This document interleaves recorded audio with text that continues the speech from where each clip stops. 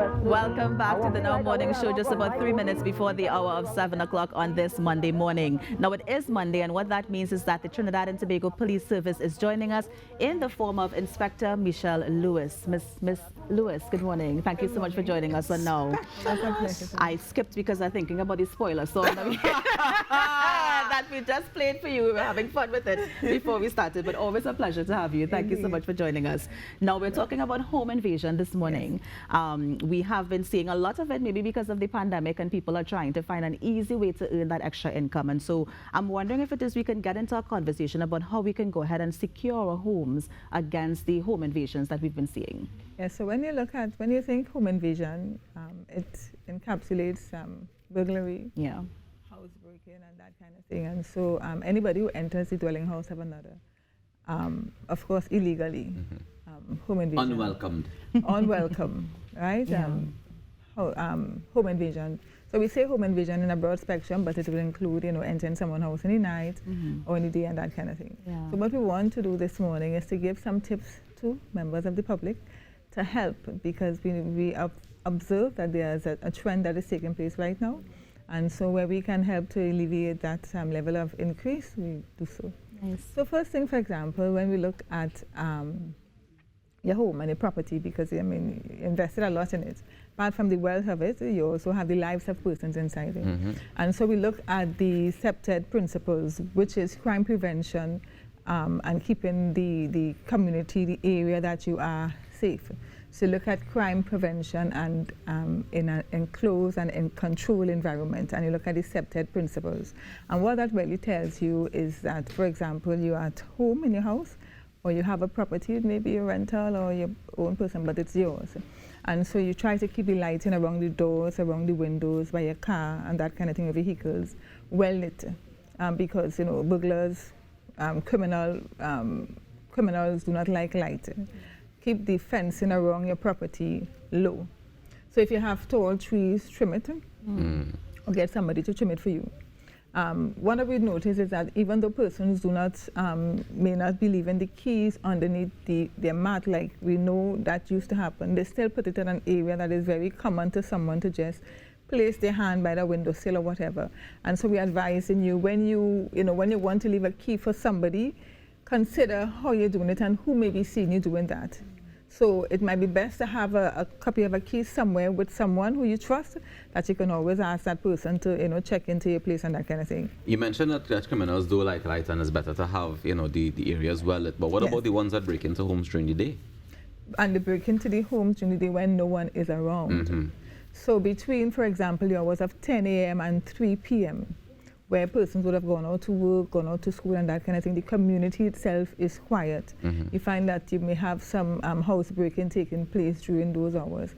And a lot of times in those cases, you see that the criminals use back doors or side doors. And so it's very important that you secure your doors well, and you can invest in a security system. Even your outdoors, meaning the door that enters your home, ensure that it opens on the inside as opposed to the outside. The door that opens on the outside, the pins are to the outside and it can easily come out, except you put reinforcement on it or burglar proofing, right? But when the door opens on the inside, not only are you able to push when somebody, for example, if you enter in your home and someone is coming up to your door, your weight can push the door back in as opposed to trying to pull the door into. Yeah. So for outdoors, exterior doors to your premises, ensure that those doors, as far as possible, opens on the inside and the hinges are on the inside. Nice. I was also wondering, to Inspector, bandits have gotten really savvy with what they're doing. So sometimes it's not a home invasion per se, but sometimes it's something where they kind of want to call you out of your home so that they can harm you. And I know that one of the recent reports that we're getting is, for example, people who they're turning on your pipes and they want to force you to come outside. Right. How do you deal with something like that? Right, so we have had, I saw at some point where that same incident that you spoke of occurred. And the pipe was running outside and the person didn't go outside. And so it may be that your yard is on fence. So your life is more important than anything. And so persons will use all forms of trick and anything possible to get you to open the door to enter into your home. So where that happens, do not come outside. If you don't know the person, if it's not like your neighbor telling you something who you know and you're familiar with that voice, do not exit your house. Call the police and ask the police to come and come and put up, do a patrol in the area as the case may be. Call 999 is the quickest number to call. That is the number I always advise, as opposed to are they the quickest to respond? They are also the quickest to respond. Okay. Yeah. Because of the system. So, that's network. Yeah. So the command center. They have access to Yeah. all the different and they would know where stations all the one time. vehicles are, And all the vehicles, okay. as opposed to just the station Right. can respond to what they have. But command will know where everybody is. Yeah. Okay. And in terms of the conversation, again, in terms of the electricity companies that may be coming to visit, is it that because I know some people are like, I don't want to have them waiting, and so you rush them in, and you might be exposing yourself to a situation where they're going to rob you. So do you have to do that due diligence and call to make sure that this person is who this person say they are? You must do your due diligence. And even sometimes persons impersonate, so they might have on outfit and clothing that may appear to be that of a genuine, authentic company.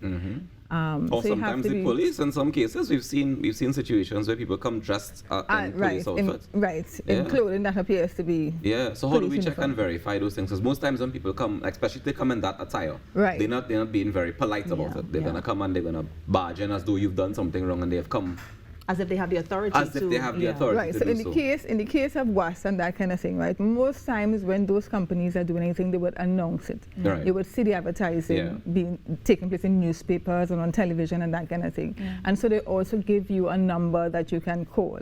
Another thing that you can also do is communicate with your neighbors, have a community chat.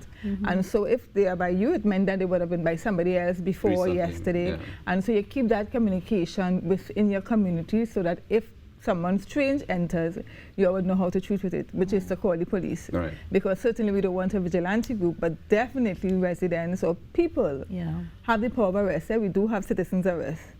Yeah? How does that work? If it's not vigilanteism? No, so vigilante calls for hostility and abuse of the person, where the power of arrest given to citizens means that if you see that someone commits an offense within your view, you arrest the person, you either take them to the station or you call the police and the police. How do you suggest that you restrain them without, getting to that place of abuse? Right, so you also have to preserve yourself as a person. Right. And so if you realize that one-on-one you're unable to, then we suggest that you leave it alone. Because we don't want you to become, a statistic. What if you only realize after you engage? No, but when things done gone awry and you had to duke it out. no, Or you had to call for the neighbors to help. the neighbors will come and help. Right. The neighbors, But at what point does it become vigilante, That's where the question is. So the same that applies to the police applies to the members of the public. Is that so? Yes, it is. Well. Yes, it is. Well. So therefore, That is not a license to go and beat up anybody rockers. It is not a license. She said the same rules that apply to the Indeed. police. So we use the use of force policy. Yes. Right. But of course, if you abuse someone excessively, when the police comes in, then the police has to take that person to medical to seek medical attention. And then that person will report to the police X, Y, and Z. Now, when we hear all these stories and we record all these statements, we're able to deduce what is fact, what is true, and what isn't. Yeah. Right? But in the meantime, you are hearing that this person, So as far as possible, that's why I had to throw in the vigilante portion. Yeah. Right? So where, for example, like you said, WASA and that kind of thing, you would have a number in which you can treat with. Right. In the cases of the police, where persons are impersonating the police, 999 again. To verify that this is... To verify, right? That is really, really important. And it's a toll free, right? Just call one time, just call. And it's always good to have the location of your phone on. It's always, regardless of where you are. I can pick up the location of your phone? If you just call? Okay. Yeah. No, that's a very good thing for people to know, because I don't think people realize that. They think that when I call 999, I have to give them all the details, and if I'm not in a position to, so let's say I'm hiding from somebody and you could hear in the background. No, we know. Right, and that's important for people to realize. Well, Inspector, as per usual, thank you for sharing these nuggets of information. Yes. We appreciate so it greatly. Yes. And we want to encourage you to, remember that you have a citizen arrest that you can... Which is different from vigilanteism. Yes, but the most important part of the conversation for me is making sure that you secure your premises, secure your home, and pay attention to your surroundings at all times, especially all going and coming from home in these times, right? Yeah. And don't forget you can arrest people if they behave bad. breaking the law and things. Let's take a break and come back with more inside the Now Morning Show. Thank you so much, Inspector. Always a pleasure.